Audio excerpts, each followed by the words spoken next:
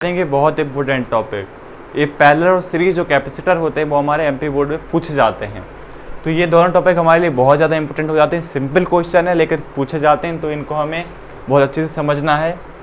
तो होता क्या है, कॉम्बिनेशन ऑफ कैपेसिटेंस। यहाँ पर क्या करते हैं, हम कैपेसिटर को आपस में जोड़ते हैं, सीरीज में और पैरेलल में होते हैं। तो इनको जोड़कर हम जो कैपेसिटर तैयार करते हैं वो कैसे वर्क करता है वो हम यहाँ पर देखते हैं। तो इन सीरीज में क्या होता है, capacitor are said to be grouped in series. ये कैसा होता है, सीरीज में होता है। If there is only one way to proceed from one conductor to another. आपको समझ में नहीं आया होगा तो डायग्राम से आएगा। देखिए यहाँ पर C1, C2, C3 क्या है, हमारे तीन कैपेसिटर हैं और ये आपस में एक दूसरे से कैसे कनेक्टेड है, सीरीज में। सीरीज में कैसे, इस तरह एक के बाद एक, एक के बाद एक, एक के बाद एक कैसे होते हैं, सीरीज में होते हैं। यहाँ पर क्या हो रहा है, हमारा इनसे क्या हो रहा है, चार्ज पास हो रहा है। ये क्यू है हमारा चार्ज, ये पास हो रहा है। तो यहाँ पर आप समझिए कि इसको इस पॉइंट से, मतलब ये हमारे मान लीजिए ये पॉइंट है और ये बी पॉइंट है।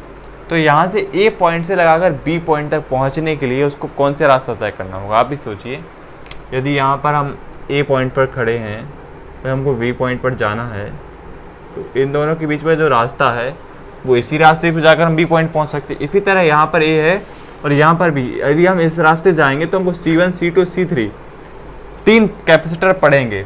तो यहाँ पर हमारा Q का जो डायरेक्शन है, Q की डायरेक्शन तो एक ही है, लेकिन V1, V2, V3 चेंज हो गए। क्यों होंगे, क्योंकि इस पे पास चार्ज आएगा तो V1 अलग आएगा, इसके पास जाएगा तब चार्ज हमारा थोड़ा कम बचेगा तो V2 चेंज आएगा।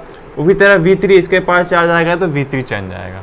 तो यहाँ पर पोटेंशियल चेंज हो रहा है, मतलब कि हमारा पोटेंशियल चेंज हो रहा है, ना कि हमारा चार्ज चेंज हो रहा है। तो यही यहाँ पर लिखा हुआ है इन सीरीज में क्या होता है, charge remain same but potential is different. यहाँ पर क्या हमारा पोटेंशियल चेंज हो रहा है लेकिन चार्ज में कोई चेंज नहीं आ रहा है। तो जिसमें चेंज आ रहा है हमें वो क्या करना है, उसका इस तरह से उसको सॉल्व करने के लिए क्या करेंगे, जो चेंज है उसका हम फाइंड करेंगे। तो यहाँ पर लिखेंगे, यहाँ पर किस में चेंज है, V में। तो V के लिए यहाँ पर तीन कैपेसिटर है हमारे, तो V1 plus V2 plus V3 find कर लेंगे। तो इनको फाइंड कैसे करेंगे हम, एक फॉर्मूला आपको पता है किसका, V no C is equal to में क्या होता है, Q अपॉन में V होता है। तो यहाँ से सिंपल हम V की वैल्यू फाइंड कर लेंगे।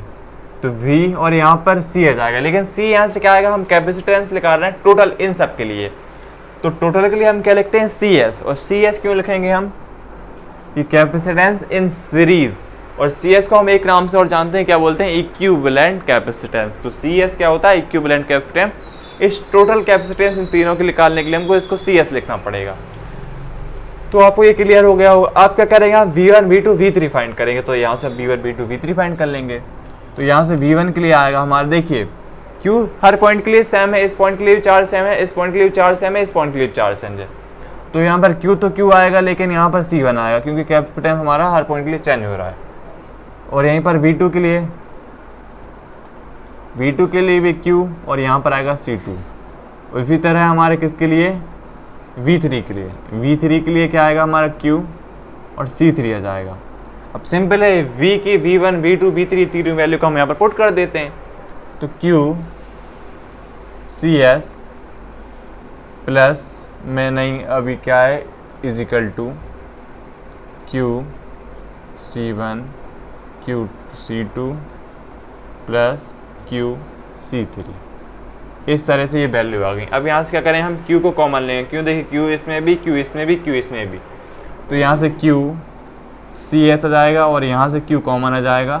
तो अंदर कितना बचेगा हमारा, 1 C1 plus 1 C2 plus 1 C3। तो यहाँ से ये वैल्यू हो जाएगी। अब यहाँ से क्या होगा हमारा, ये Q से Q कैंसिल हो जाएगा। जो यहाँ पर Q था हमारा, जो यहाँ पर Q था, ये Q से ये वाला Q कैंसिल हो जाएगा। ये आपस में कैंसिल हो जाएंगे। तो हमारा लास्ट में जो फॉर्मूला आएगा वो क्या आएगा, तो फॉर्मूला लिखने के लिए मैं क्या कर रहा हूँ, इसको मिटा देता हूँ, इस वाले इसको मैं मिटा रहा हूँ, इस वाले को। तो यदि आप नोट करना, चलो यहाँ पर लिख देता हूँ, यदि आपको समझ में आ जाए तो यहाँ पर लिख रहा हूँ इसके फॉर्मूले को। ये Q से Q कैंसिल हो गया, तो लास्ट में हमारा फॉर्मूला बना वो क्या बना, 1 CS इज इक्वल टू में क्या आया, 1 C1 plus 1 C2 plus 1 C3। ये हमारा लास्ट में फॉर्मूला बन गया किसके लिए, इन सीरीज के लिए। तो समझ में आया होगा, ये हमारा लास्ट में फॉर्मूला है, ये है हमारा फॉर्मूला इन सीरीज के लिए। अब देखते हैं इन पैरेलल के लिए। तो बहुत इजी है, बहुत बार पूछा जाता है एमपी बोर्ड में, बहुत इजी भी है, आपको समझ में आया होगा। पूरा करना बहुत इजी है, डायग्राम बना लेना और इसी तरह इसको करना है, लेकिन इस तरह से इसको यहाँ पर नहीं लिखना है। आपके रफ होगा, आपके पास बड़ा रफ होगा तो इसमें ये पूरा लाइन बाय लाइन बन जाएगा। यहाँ पर बोर्ड छोटा है इसलिए यहाँ पर थोड़ी प्रॉब्लम हुई। तो अब देखते हैं इन पैरेलल के लिए।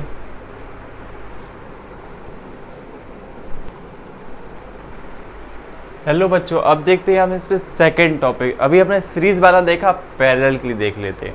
तो पैरेलल में क्या होगा, capacitance are said to be grouped in parallel if we can proceed one point और अदर अलोंग डिफरेंट पाथ। समझ में आया, नहीं आया कोई बात नहीं, समझेंगे। देखिए ये डायग्राम है हमारा, इसमें हमारे कैपेसिटर कैसे लगे हुए हैं आपस में, पैरेलली। पैरेलली मतलब कि एक यहाँ पर लगा हुआ है, दूसरा यहाँ पर लगा हुआ है, तीसरा यहाँ पर लगा हुआ है, ये पैरेलल हो गए। तो ये आपस में पैरेलल है।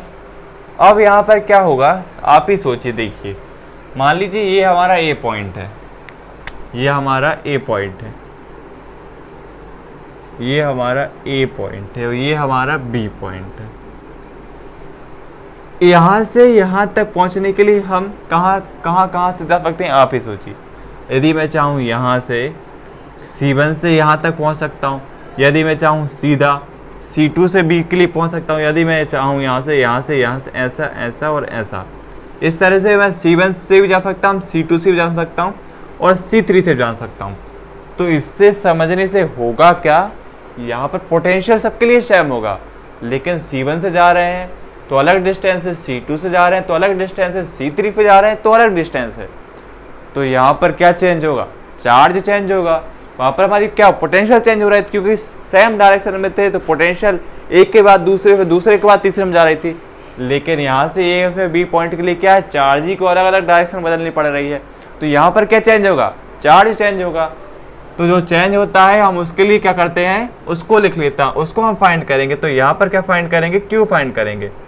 तो Q1 plus Q2 plus Q3, और आप फॉर्मूला जानते हैं कौन सा वाला, V no C is equal to Q upon में V। यहाँ से क्या फाइंड कर लेंगे, Q फाइंड कर ले रहे हैं तो Q, और यहाँ पर C क्या है हमारा, C हमारा टोटल कैपेसिटेंस निकालना है, लेकिन वो सीरीज की बात थी और ये पैरेलल की बात है।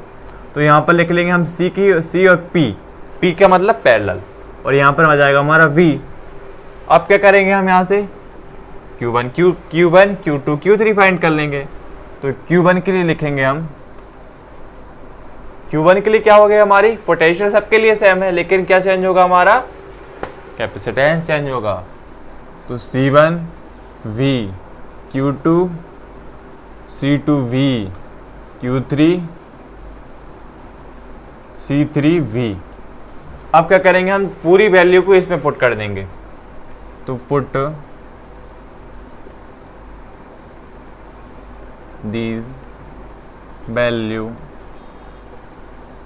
In equation 1।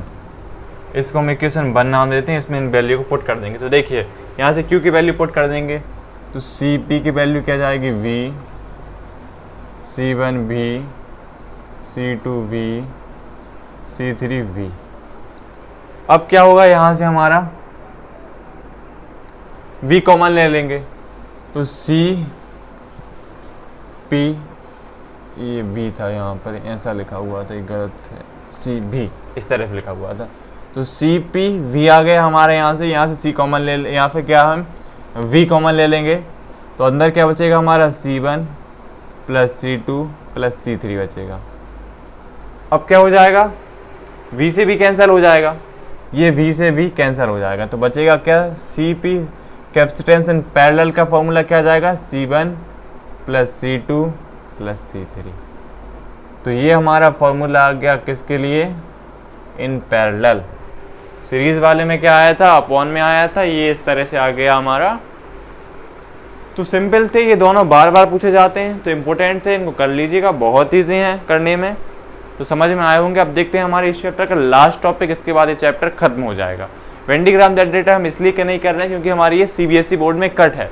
तो एमपी बोर्ड में ये स्वाभाविक बात है नहीं पूछा जाएगा। यदि बाद में यदि ये हमारे टॉपिक में आता है, जो अभी एमपी बोर्ड का जो रिड्यूस सिलेबस है, यदि उसमें आता है, नहीं आता है रिड्यूस सिलेबस, यदि नहीं आता है तो हम करेंगे उसको एक बार पढ़ लेंगे, बहुत ईजी है।